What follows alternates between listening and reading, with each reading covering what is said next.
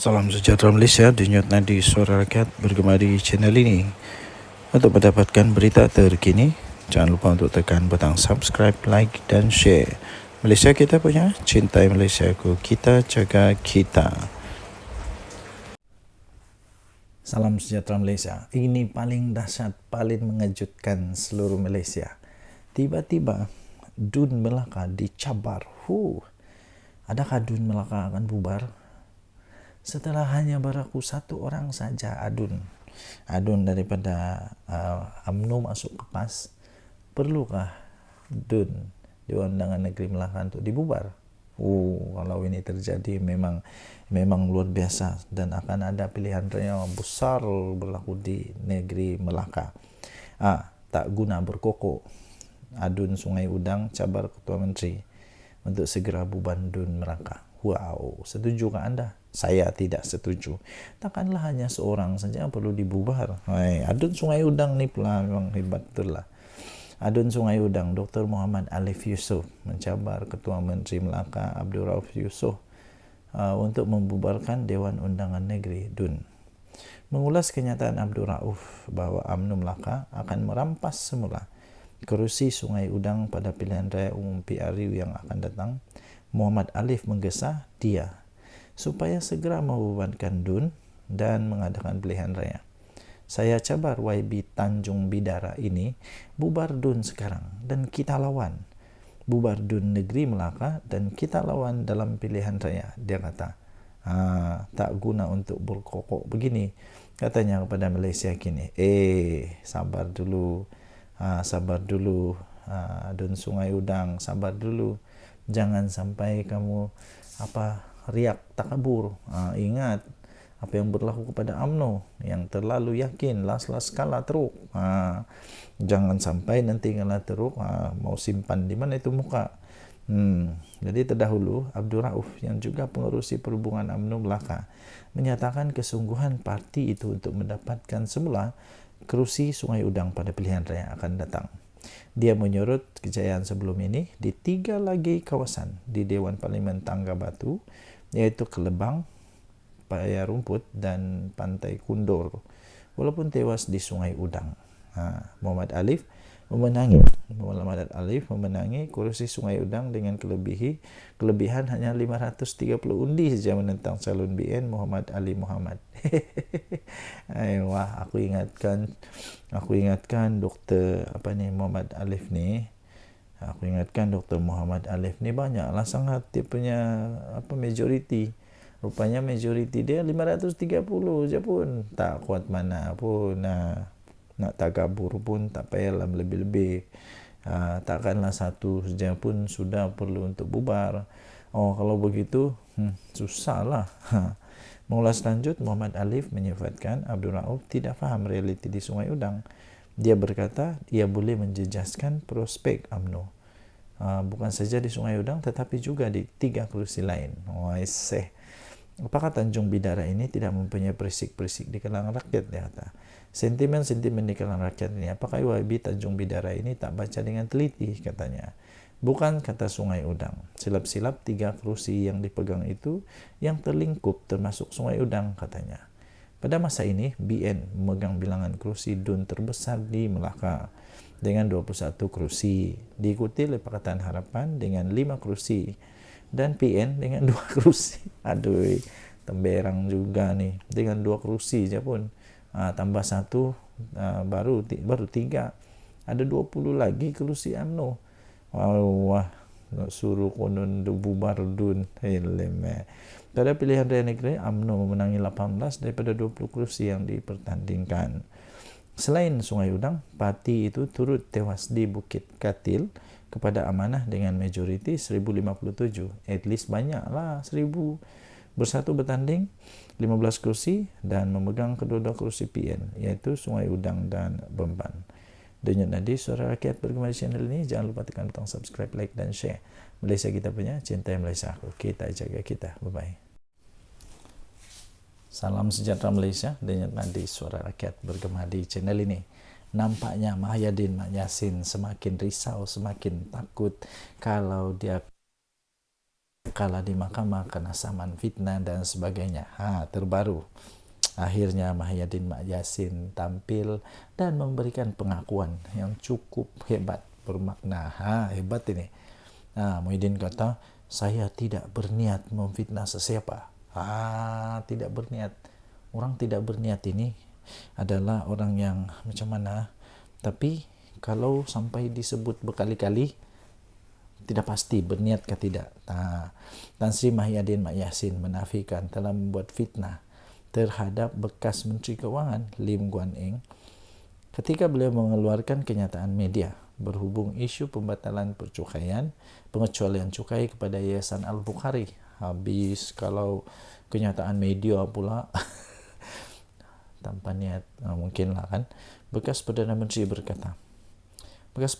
itu berkata beliau hanyalah menjelaskan mengenai rakaman percakapan tambahannya yang diambil oleh Suruhanjaya Pencegahan Rasuah Malaysia pada 9 Mac tahun lalu membabitkan siasatan Jana Wibawa dan yayasan berkenaan. Sekarang dari risau. Terlajak perahu boleh diundur. Terlajak kata padan muka. Ahli Parlimen Paguh itu berkata, beliau hanyalah menjelaskan kedudukan dan apa yang berlaku pada dirinya, serta tidak mempunyai sebarang niat jahat. Malah kenyataan itu bukan ditujukan kepada Lim Guan Eng, habis ditujukan kepada siapa pula. Muhyiddin berkata beliau menerima surat rayuan daripada Yayasan Al-Bukhari yang menyatakan bahawa pengecualian cukai tidak diiktiraf oleh Lembaga Hasil Dalam Negeri walaupun dibenarkan sebelum ini. Dia tahu rupanya. Muhyiddin berkata semua keputusan yang diambil oleh LHDN itu adalah di bawah tanggungjawab Kementerian Keuangan dan Menteri Keuangan ketika Kerajaan Pakatan Harapan. Dia kata begitulah, tapi lain pula yang berlaku di mahkamah. Katanya awam mengetahui beliau dipanggil oleh SPRM untuk diambil keterangan dan selepas beredar dari bangunan agensi terbabit, beliau bertemu dengan ramai penyokong dan pemberita. Jadi katanya saya ketika itu sebenarnya ingin menjelaskan bahawa Yayasan Al-Bukhari sudah diberi kelulusan pengecualian cukai oleh kerajaan BN sebelum ini. Tapi saya menerima rayuan yang menyatakan LHDN membuat keputusan untuk tidak mengiktiraf pengecualian cukai itu, dia kata. Jadi saya berfikir tiada keperluan untuk Yayasan Al-Bukhari membuat rayuan kepada saya. Ketika PN menjadi kerajaan, sekiranya pengecualian cukai masih diiktiraf oleh LHDN. Semakin pening kepala aku. Bagi anda yang memang champion, memang pandai untuk mentafsir kata-kata pening gini ni, anda boleh tinggalkan komen. Jadi saya pun makin pening. Sebenarnya saya pening juga dengan cerita ni. Jadi ini tentu berlaku ketika Pakatan Harapan. Dia kata ini lagi satu assumption. Jadi saya tidak menuduh atau memfitnah katanya. Saya cuma merujuk ketika di mana kerajaan ketika itu dan Pakatan Harapan dan hakikatnya plaintiff Menteri Keuangan. Dia kata nanti kita tengoklah mahkamah nanti cakap macam mana. Muhyiddin berkata demikian melalui pernyataan saksi dalam kes saman difailkan Lim Guan Eng terhadapnya yang didakwa mengeluarkan 3 kenyataan fitnah.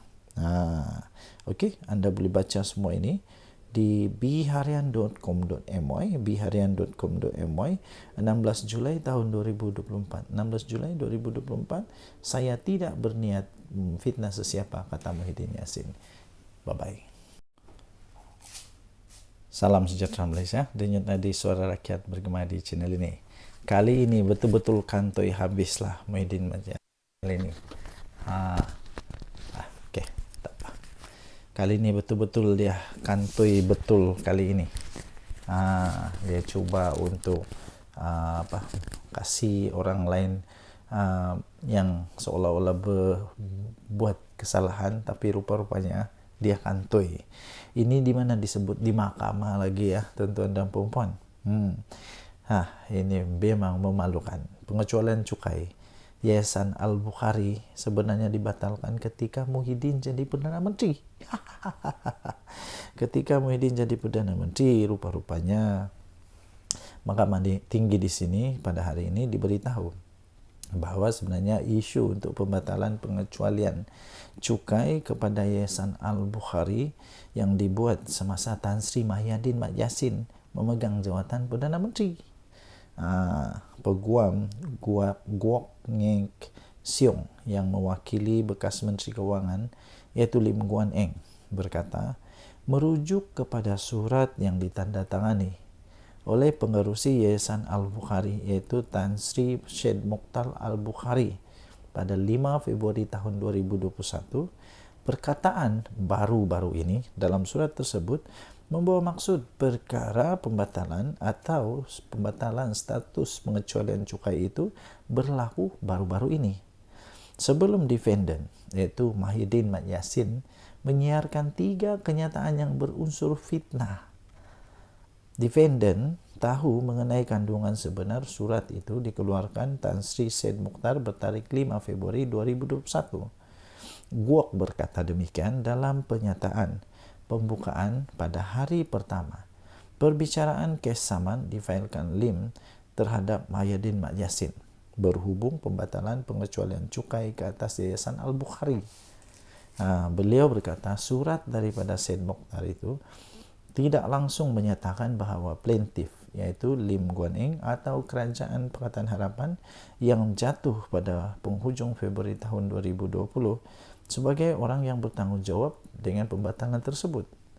Dalam mana-mana keadaan, tiada satu bukti atau dokumen pun yang boleh membuktikan plaintiff yang menyebabkan pengecualian cukai diberikan kepada Yayasan Al-Bukhari itu dibatalkan. Malah Perdana Menteri sendiri, Datuk Seri Anwar Ibrahim, ketika membuat kenyataan itu pada tahun 21 Mac tahun 2023 di Parlimen yang membongkar dan mendedahkan kenyataan fitnah defendant yang palsu. Anwar menjelaskan kepada Parlimen bahawa plaintiff tidak pernah membatalkan status pengecualian cukai yang diberikan kepada Yayasan Al-Bukhari, kata peguam itu. Sementara itu, Guok berkata keterangan yang akan diberikan di mahkamah dengan jelas akan menunjukkan bahawa pembelaan difailkan defendant semuanya penuh dengan pembohongan, tidak berasas, tidak disokong, dan pembelaan oleh Mahyudin adalah pembelaan palsu. Oleh kerana defendant tahu atau sepatutnya mengetahui kandungan surat yang dikeluarkan oleh Tan Sri Syed Mokhtar dengan kepada defendant, satu-satunya penjelasan mengapa defendant terus mengeluarkan kenyataan fitnah secara terang-terangan dengan menyerang plaintiff adalah demi survival politik defendant. Ini penting bagi defendant kerana defendant ketika itu berhadapan kemungkinan akan didakwa di mahkamah. Lim Guan Eng dijadualkan untuk memberi keterangan di hadapan Pesuruhjaya Kehakiman Rosmawar Ruzain pada sesi sebelah petang. Pada 27 Mac yang lalu, 27 Mac tahun 2023 Lim memfailkan saman terhadap Mahyudin Yassin kerana didakwa telah mengeluarkan 3 kenyataan berunsur fitnah di Facebook yang membabitkan Lim Guan Eng berhubung isu pengecualian cukai 9, 11 dan 12 Mac 2023. Laporan itu kemudian diterbitkan beberapa akhbar dan portal berita. Bekas Ketua Menteri Pulau Pinang itu juga mendakwa kenyataan fitnah itu juga bermaksud beliau menyalahgunakan kedudukan dan kuasanya dengan memberi kuasa atau mengarahkan lembaga hasil dalam negeri mengenakan cukai dan penalti ke atas yayasan kebajikan itu, sedangkan mereka tidak sepatutnya dikenakan cukai. Denyut nadi suara rakyat bergema di channel ini. Jangan lupa tekan butang subscribe, like, dan share. Adakah kita akan melihat sekali lagi Mahyudin Mat Yassin kena di mahkamah? Kita tengok sejarah. Tinggalkan komen. Bye-bye. Salam sejahtera Malaysia. Denyut nadi suara rakyat bergema di channel ini. Tuan-tuan dan puan-puan yang dihormati sekalian. Berita terkini yang mengejutkan seluruh Malaysia. Pastinya ada seorang adun, bekas adun daripada UMNO, kini memang sudah mengubah haluan, menukar haluan kepada PAS. Tahniahlah kepada PAS. Adakah ini menunjukkan, menandakan bahawa ya betul Adakah ini betul kabar angin bahwa menyatakan bahwa akan ada lagi daripada UMNO yang akan keluar daripada sokongan kepada Zahid Hamidi dan menyertai Perikatan Nasional? Wow, betulkah selama ini ada kononnya orang-orang 15, 14, 10 ahli MP ke adun daripada UMNO yang bakal masuk kepada Perikatan Nasional? Oh, terbaru. Jalani Kamis sah jadi ahli PAS. No. Ahli Dewan Undangan Negeri Adun Rembia Muhammad Jalani Kamis sah menjadi ahli PAS. Penyertaan bekas wakil rakyat UMNO itu telah diumumkan sendiri oleh Setiausaha Agung PAS Datuk Seri Taqiyuddin Hasan di Parlimen pada hari ini. Kemudian Taqiyuddin berkata keputusan Jalani untuk memasuki PAS tidak akan menjejaskan kedudukan adun terbabit kerana Dewan Undangan Negeri Melaka belum lagi menguatkuasakan undang-undang anti lompat parti. Adakah ini akan menunjukkan bahawa Melaka tidak lama lagi akan lebih ramai lagi adun daripada UMNO masuk ke PAS? Adakah 10 orang, 7 orang atau berorang-orang adun daripada UMNO yang bakal lompat kepada PAS? Kita tunggu sajalah. Sejak pilihan raya umum ke-15 PRU 15 2022, ketaatan dan kesetiaan Jalani terhadap UMNO dan BN terus dipersoalkan. Betul-betul sekarang dia pindah ke PAS. Dia menyertai perarakan pada proses penamaan calon PAS Parlimen Ketereh di Kelantan. Beliau juga hadir pada majlis pengumuman calon Perikatan Nasional PN bagi pilihan raya kecil Parlimen Pulai dan Dewan Undangan Negeri Dun Simpang Jeram di Bakri Johor. Namun ketika itu Jalani memberi alasan bahawa kehadirannya di majlis itu bukan atas kapasiti sebagai adun UMNO. Sebaliknya, Jalani berkata dia mewakili pertubuhan bukan kerajaan NGO iaitu Muafakat Nasional yang diterajui oleh bekas Setiausaha Agung BN sendiri Tan Sri Anwar Musa. Sekarang nampak dah dia cuba untuk kata simpang sini las kedapatan juga. Ekoran kemasukan ke dalam PAS. Parti tersebut kini mempunyai seorang wakil dalam Dewan Undangan Negeri Melaka sekaligus menambah pada 3 kerusi untuk pembangkang. 2 lagi wakil PN dalam DUN Melaka ialah Muhammad Yazid Yaakob Bemban dan Muhammad Alif Yusuf Sungai Udang. Denyut nadi suara rakyat bergema di channel ini. Adakah anda fikir, pada pendapat anda, adakah anda berfikir bahawa selepas ini akan ada lagi DUN dari ahli Dewan Undangan Negeri daripada UMNO di Melaka akan lompat lagi? Kerana seperti yang bacakan tadi, di Melaka belum lagi dikuatkuasakan akta lompat parti ini. Jadi tidak ada apa-apa yang berlaku, tidak ada kesannya kerana belum ada akta ini diperkenalkan di sana, belum dikuatkuasakan. So denyut nadi suara rakyat bergema di channel ini. Tinggalkan komen anda. Kita jumpa lagi. Bye-bye. Salam sejahtera Malaysia. Denyut nadi suara rakyat bergema di channel ini. Ini satu lagi. Pemimpin PAS kena balun habis lagi. Ini berkenaan dengan satu poster yang sampai di label oleh netizen sebagai poster ucapan tahniah dari PAS Selangor ini kepada Red Giant lebih sudu daripada kuah. Lebih sudu dari kuah. Betul atau tidak? Terpulang anda tinggalkan komen. Poster ucapan tahniah PAS Selangor kepada pasukan Selangor Red Giant SRG menimbulkan rasa kurang senang dalam kalangan pengguna media sosial. Poster ucapan tahniah itu terpampang wajah pemain dengan menggunakan warna monokrom yang dipudarkan. Warnanya dipudarkan, monokrom. Itu namanya warna monokrom tuh. Tapi lihat gambar pemimpin PAS tu, bukan main lagi, diwarnakan dengan warna jelas tu. Sepatutnya yang kena highlight ialah pemain-pemainnya, pemenang-pemenangnya. Bukan yang di highlight itu pemimpin PAS. Mungkin itu. Poster ucapan tahniah itu terpampang wajah pemain yang dengan menggunakan warna monokrom dan dipudarkan. Sepatutnya itu yang ditonjolkan. Manakala wajah 3 pemimpin PAS negeri yang dilabel lebih sudu daripada kuah, itu diletakkan di bahagian bawah dengan warna paling jelas dan terang. Apa benda aja nih, aduh. Jadi suara kurang senang itu kemudiannya diluahkan oleh segelintir penyokong SRG yang berpendapat wajah pemenang yang sepatutnya perlu lebih menonjol, betul, dan bukan dipudarkan. Nah, ada antara pengguna kemudian membandingkan dengan beberapa poster tahniah yang lebih gempak. Betul, saya ada nampak banyak tau, lebih gempak yang ditunjukkan pemain, bukan pemimpin politik. Aduh.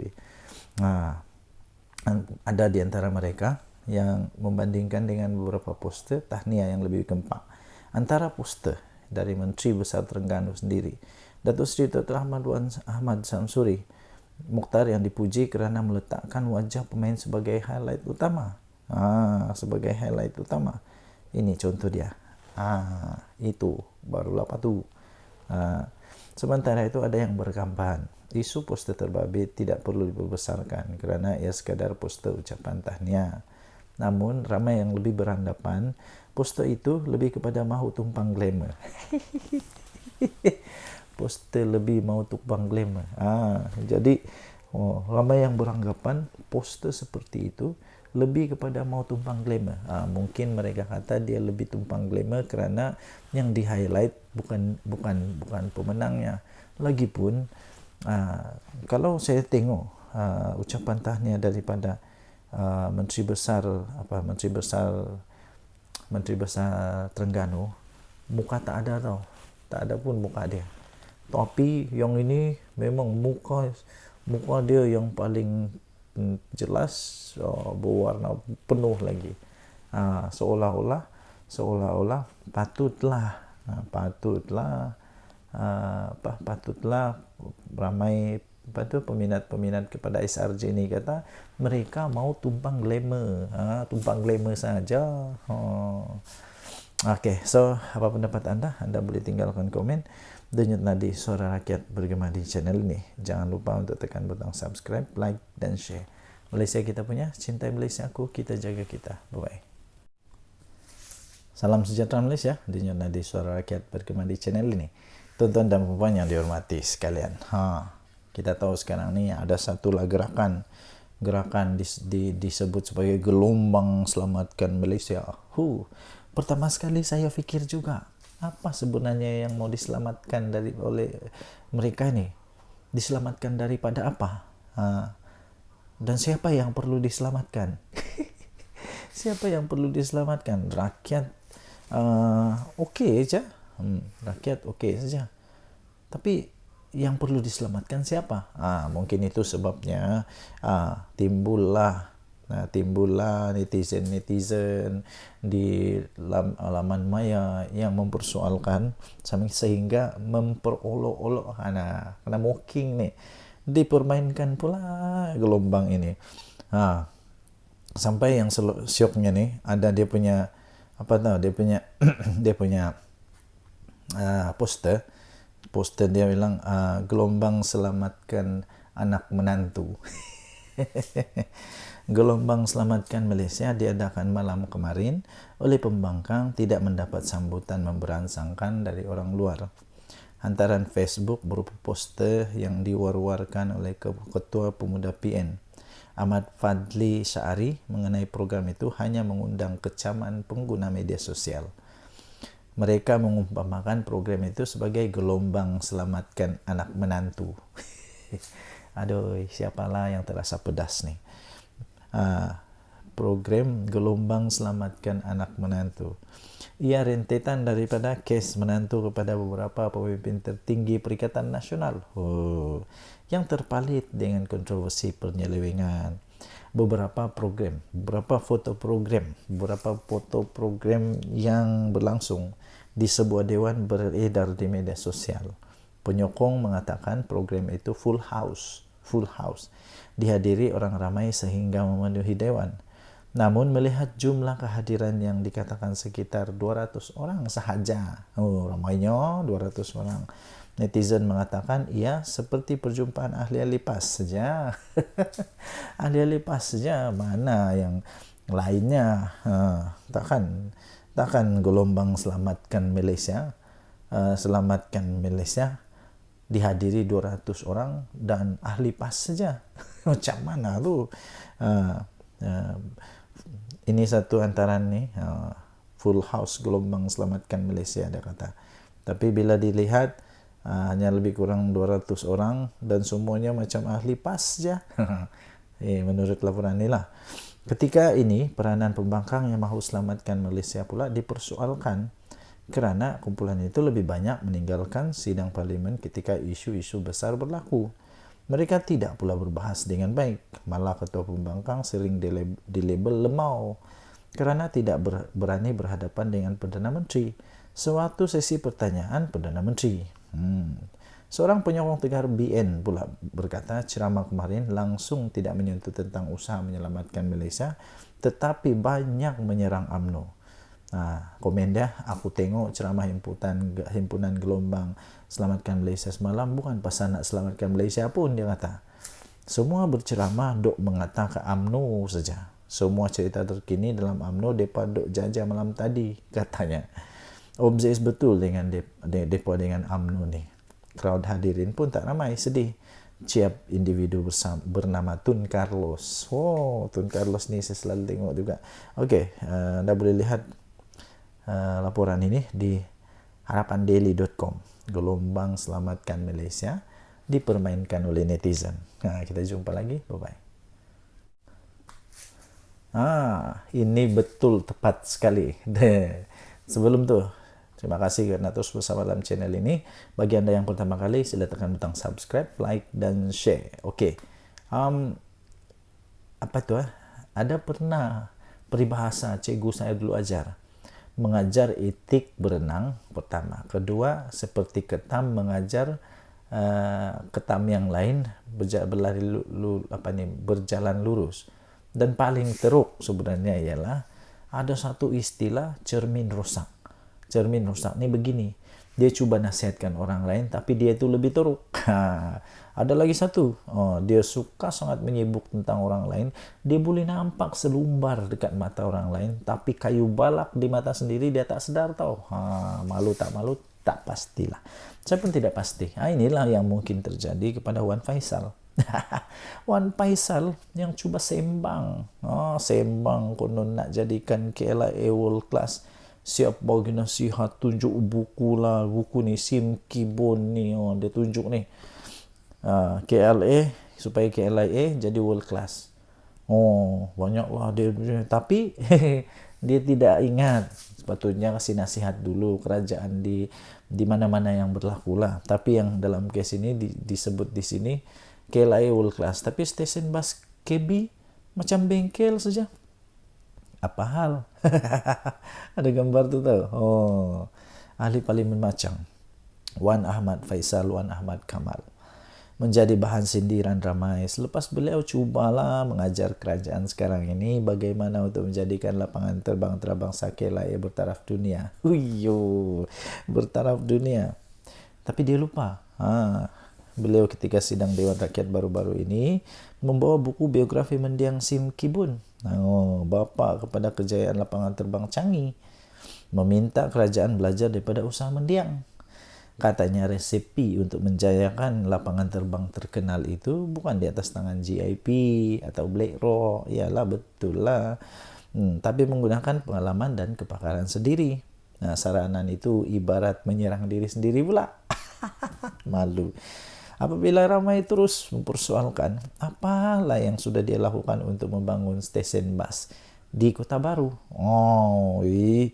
Tempat sendiri, terminal bas sementara itu sehingga kini masih digunakan walaupun kekurangan berbagai kemudahan menyebabkan lokasi tersebut dianggap antara lokasi pengangkutan awam yang ketinggalan zaman.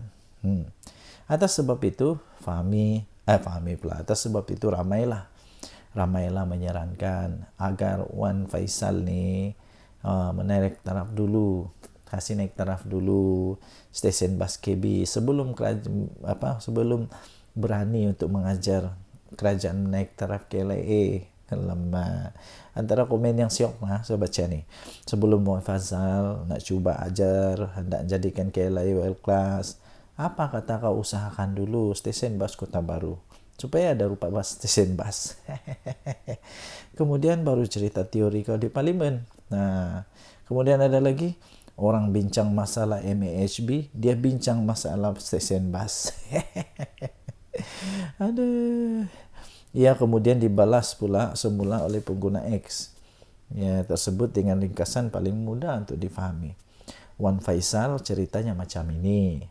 Kalau stesen bas yang mudah macam ini pun kamu tak reti nak urus, bagaimana kami nak percaya kamu boleh uruskan airport pula? Oh, betul. Kalau stesen bas pun tidak dapat diurus, tak reti nak urus stesen bas yang kecil itu, tak dapat nak urus, ini janganlah cuba-cuba untuk urus airport pula. Perkara itu kemudiannya disokong oleh ramai kerana bagi mereka pemimpin sepatutnya membuktikan kemampuan mereka dengan menggunakan stesen bas KB yang dengan membangunkan stesen bas KB yang berbelas tahun ketinggalan. Apa kata Wan Faisal? Hadam dululah komen-komen netizen ini. Barulah cuba-cuba untuk ajar kerajaan. Okay, kita jumpa lagi. Bye-bye. Salam sejahtera Malaysia. Mahyudin Mat Yassin. Memang kali ini dia termakan dengan senjata sendiri, dengan senjata makan tuan lah. Kena sendiri kali ini. Apa tidaknya dia antara orang yang paling kuat menentang, tapi kali ini dia sendiri dapat masalah dengan penentangan yang dia buat tu. Harapnya kali ini Muhyiddin Yassin dan Bersatu, Muhyiddin Yassin dan Bersatu fahamlah. Harapnya mereka dah faham. Mereka dah faham kenapa Akta Lompat Parti diperlukan. Dulu waktu dibentangkan oleh Menteri Undang-Undang, siapa yang bangkang dulu, siapa yang borak bangkang betul-betul. Sebab waktu itu banyak sangat berita-berita kabar angin bertiup, kononnya ahli UMNO nak lompat bersatu dan macam-macam lagi. Syok lah waktu itu, seronok lah. Sekarang dah kena lubang hidung sendiri. Apa rasa oren? Ini ada satu artikel daripada Harapan Daily. Harapnya Muhyiddin Bersatu dah faham kenapa Akta Lompat Parti diperlukan. Selepas insiden 6 ahli parlimen ini, Muhyiddin dan Bersatu diharapkanlah supaya mereka dah fahamlah kenapa anti lompat parti ini, akta ini diperlukan. Baguslah ahli-ahli parlimen PN dan Bersatu dah mula berhujah di parlimen bencana akibat budaya ini. Kelompangan yang wujud dalam akta itu hasil daripada cadangan Mahyudin sendiri. Mahyudin Yassin dulu sendiri cadangan. Eloklah ditutup semula, dipindah dan diperkemas. Kerajaan Madani pula bersetuju untuk melakukannya. Tak ada masalah. Tak perlu lagi diungkit apa yang berlaku sebelum akta ini digubal. Lupakanlah sejarah silam yang semua pasti ada kisahnya. Semua parti mesti ada kisah-kisah sejarah silam. Lupakanlah. Akta Lompat Parti 2022 sebenarnya telah pun memulakan lembaran baru untuk kestabilan politik Malaysia yang kita perlukan untuk tingkatkan daya saing negara. Cukuplah insiden seperti langkah Sheraton dan tebuk atap yang menjahanamkan ekonomi negara dan sebabkan kebencian mendalam rakyat terhadap ahli politik. Berpolitik menukar kerajaan buat 5 tahun sekali, sudahlah, cukuplah. Berpuluh-puluh juta ringgit wang negara yang nak dibelanja untuk 6 PRK ini boleh dialihkan untuk bantu rakyat. 6 PRK yang nak dicetuskan ini hanya memenuhi ego pemimpin-pemimpin politik dan bukan isi kekosongan akibat daripada kematian wakil rakyat. Ini lebih pada sabotaj ekonomi dengan mengganggu kestabilan politik negara pada waktu pelabur mencurah-curah masuk ketika ini, apatah lagi rating kita dah semakin naik. Kata ringkas tapi betul cukup bermakna. Saya setuju nih. Cukuplah, sudah-sudahlah. Harapnya selepas ni Muhyiddin Yassin dan Bersatu fahamlah Fahamlah. Hidup ini macam roda, kadang-kadang kau di atas, kau tidak mau yakin sangat. Nanti bila sudah masanya, bila sendiri terkena, macam-macam lah. Lepas tu cerita lain, buat lain cerita lain. Bila terangkan kepada orang lain, lain ceritanya. Seolah-olah semua salah orang. Yang sebenarnya siapa yang bersalah? Okey, tinggalkan komen anda. Jenutnya di Suara Rakyat Bergema di channel ini. Jangan lupa untuk tekan butang subscribe, like dan share.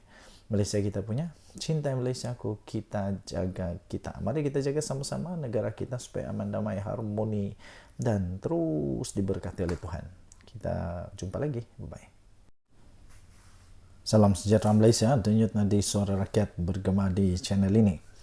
Nampaknya video-video saya yang saya beri tajuk Muhyiddin, minta maaf, yang saya beri tajuk Muhyiddin naik jadi Perdana Menteri, Datuk Seri Anwar Ibrahim tumbang, itu paling banyak mendapat tontonan. Dan rupanya daripada itu saya dapati memang ramai sangat yang mau tengok Muhyiddin Yassin jadi Perdana Menteri sekali lagi. Saya pun hairan. Kenapa sebenarnya ada orang mau Perdana Menteri sekali lagi Datuk Seri Tan Sri Muhyiddin Yassin? Pada pendapat saya, bukan tidak boleh dia jadi Perdana Menteri sekali lagi, boleh saja. Tapi persoalannya ialah kenapa perlu dia lagi? Bukankah ada lebih ramai yang lebih bagus dan sebagainya? Dan yang paling tepat ialah dia tidak akan jadi Perdana Menteri lah.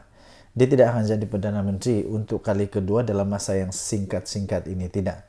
Kerana tren sekarang, saya lihat Tan Sri Muhyiddin Yassin tidak akan mendapat sokongan untuk jadi Perdana Menteri bagi Perikatan Nasional. Lagipun seperti yang kita tahu, PAS pun pernah sudah menyatakan bahawa mereka pun ada calon Perdana Menteri pada pilihan raya yang lalu, iaitu calon mereka tidak lain tidak bukan Menteri Besar Terengganu. Dan itu sendiri pun dipersetujui atau diperakui oleh Tan Sri Muhyiddin Yassin. Dia juga memperakui bahawa Dr. Sam itu, iaitu Menteri Besar Terengganu itu, memang mempunyai kualiti, memang mempunyai kelayakan untuk jadi Perdana Menteri. Habis kalau sudah begitu, mahukah PAS membiarkan begitu saja jawatan Perdana Menteri jatuh kepada Bersatu yang tak kuat mana sekarang ini, yang ramai orang kata Bersatu sekarang ini hanya berharap kepada kekuatan daripada PAS. Yang ramai orang kata Bersatu ni hanya melukut di tepi gantang, hanya mengharapkan kekuatan daripada PAS. Kalau ada pilihan raya pun, kemenangan-kemenangan daripada Bersatu itu pun hanya kerana ihsan, bantuan, kerjasama dengan PAS. Cuba kalau tidak ada PAS, boleh menangkah Bersatu? Dan lagi, saya fikir Tan Sri Muhyiddin Yassin sepatutnya memberikan peluang lah kepada yang lain. Walaupun dia secara tradisinya memanglah semua yang menjadi presiden atau bukan presiden, pengerusi kepada satu gabungan parti politik itu, Perikatan Nasional, contohnya ialah Muhyiddin Yassin. Secara tradisi, pengerusi itulah yang jadi calon Perdana Menteri. Tapi persoalannya, mahukah lagi PAS Muhyiddin Yassin jadi Perdana Menteri, yang menyebabkan PAS hanya sekejap saja berada dalam kerajaan. Sekejap saja dalam kerajaan, lepas itu tumbang. Tumbang kerana nampaknya Muhyiddin Yassin didakwa telah pun gagal menjalankan tanggungjawabnya sebagai Perdana Menteri. Mahukah kita Perdana Menteri kita sekali lagi yang tidak pun pandai bercakap secara live, yang mahu dirakam dulu, takut untuk live, takut untuk jawab wartawan, mahukah begitu? Itu soalan-soalan yang kita boleh pertanyakan. Apapun sebenarnya, kalau memang Muhyiddin Yassin jadi Perdana Menteri sekali lagi, itu bagus, tidak ada masalah. Yang penting pastikan kali ini kerajaan yang betul-betul nanti ni betul-betul yang baguslah. Tidak ada lagi sakau menyakau sampai ya anak menantu yang lari ke luar negara tidak berani balik Malaysia. Jangan ada macam itu lagi. Ya, berhentikanlah perkara-perkara begitu. Okey, dan yang tadi suara rakyat bergema di channel ini. Jangan lupa tekan butang subscribe, like dan share. Bye bye.